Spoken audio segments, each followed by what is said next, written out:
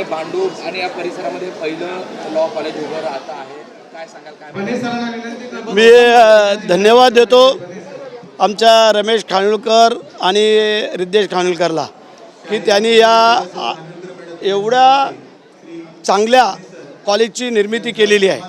आज जर हा एरिया पाहिला, आपण सगळं पाहिलं, त्यांनी ते नाही पाहिलं. त्यांनी इथली जागा इथल्या लोकांसाठी, आजूबाजूच्या परिसरासाठी एक चांगलं काम केलेलं आहे. म्हणून मी मगाशीच सांगितलं की हे RK विधी महाविद्यालय हे आपल्या भांडूप या ठिकाणी मोठ्या दिमागामध्ये उभं राहिलेलं आहे.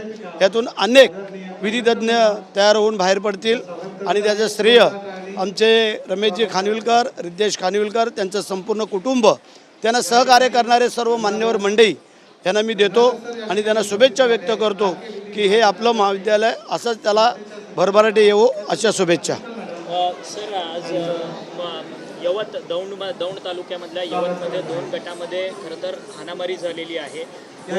सोशल मीडियावरती स्टेटस ठेवण्यावर हा सगळा प्रकार घडलेला आहे.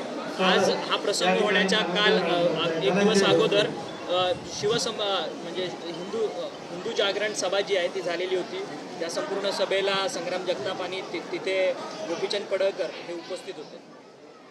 आता तू हे सांगतो, हे आम्हाला काय अजून कल्पना नाही, परंतु जर चांगल्या कामासाठी जर काय सभा होत असेल किंवा काय, तर त्यामध्ये अडचण याचं कारण काय, आणि त्याच्यामध्ये जर काय वादविवाद झाला असेल दोन्ही ह्याच्यामध्ये, तर त्याच्यामध्ये काहीतरी मार्ग काढते.